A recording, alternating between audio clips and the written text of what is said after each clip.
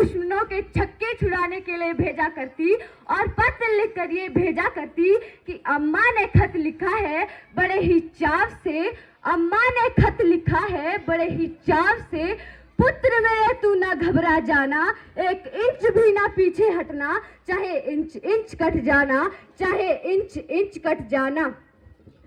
और इस प्रकार सारा देश अपनी देशभक्ति साबित कर रहा होता था। तब देश लड़ने को कहता था, तब देश मरने को कहता था, तब देश फांसी लगने को कहता।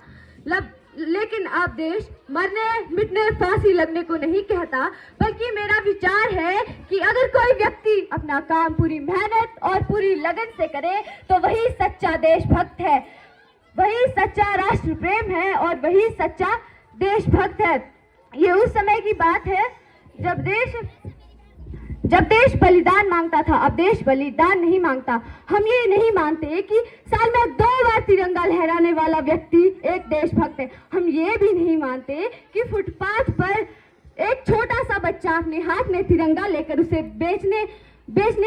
बेचने मतलब मार्केटों पर चला होता है, वो एक देशभक्त नहीं है, क्योंकि वो केवल अपना पेट भरने के लिए उन तिरंगों को बेच रहा होता है। क्योंकि ना मस्जिद को जानते हैं, ना शिवालों को जानते हैं, ना मस्जिद को जानते हैं, ना शिवालों को जानते हैं। जो पेट के भूखे हैं वो केवल भोजन के निवालों को जानते हैं, भोजन के निवालों को जानते हैं। अपने देश, अपने राष्ट्र, अपने समाज के लिए समर्पण का भाव है देशभक्ति। हर देशद्रोही के जीवन में आने वाला तूफान है देशभक्ति, ताकि हर देशद्रोही ये समझ सके कि अगर तू परिंदा है तो ये आसमान तेरा है, अगर तू परिंदा है तो ये आसमान तेरा है, अगर तू दरिंदा है तो ये कब्रिस्तान तेरा है। भाईचारे से रहना है तो रह, वरना ये कब्र भी तेरी है और ये कब्रिस्तान भी तेरा है, ये कब्रिस्तान भी तेरा है।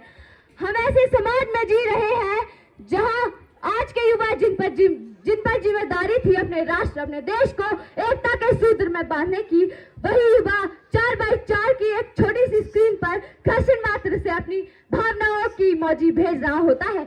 हम ऐसे समाज में जी रहे हैं जहां लड़कों से बात करता देख जो भाई हड़कड़ाते हैं, लड़कों से बात करता देख जो भाई हड़कड़ाते हैं, वही भाई अपने घर में किसी लड़की के किस्से हंस हंस कर सुनाते हैं, हंस हंस कर सुनाते हैं। हम ऐसे समाज में जी रहे हैं जहां एक पत्थर की मूर्त को लगते हैं 56 भोग, पत्थर की मूर्त को लगते हैं 56 भोग। भूखे तड़पते नंगे मर जाते हैं लोग, मर जाते हैं लोग। मजदूर को मजदूर समझिए मजबूर नहीं, मजदूर को मजदूर समझिए मजबूर नहीं। गरीब को काम दीजिए दान नहीं, और अगर दान देने के इच्छुक है ना तो जीते जी रक्त दान दीजिए, और मरने के बाद अंग दान देकर किसी मरते हुए को जीवन दान दीजिए। यही सच्ची देशभक्ति और यही सच्चा राष्ट्र प्रेम। और हमारे समाज में ऐसी वैचारिक बीमारियां हैं जो हमारे देश को आगे बढ़ने से रोकती हैं। कहा जाता है कि हम दुनिया के सबसे बड़े लोकतंत्र हैं, जहां हिंदू, मुस्लिम, सिख, ईसाई पैदा होते हैं, परंतु बदकिस्मती से अब इंसान पैदा नहीं होते। कहा जाता है कि हमारे समाज में हिंदू, मुस्लिम, सिख, ईसाई पैदा होते हैं, पर अब बदकिस्मती से इंसान पैदा नहीं होते, क्योंकि ना हिंदू की जरूरत है ना मुसलमान की जरूरत है, ना हिंदू की जरूरत है ना मुसलमान की जरूरत है। एक अच्छे राष्ट्र निर्माण के लिए केवल एक अच्छे इंसान की जरूरत है, केवल एक अच्छे इंसान की जरूरत है।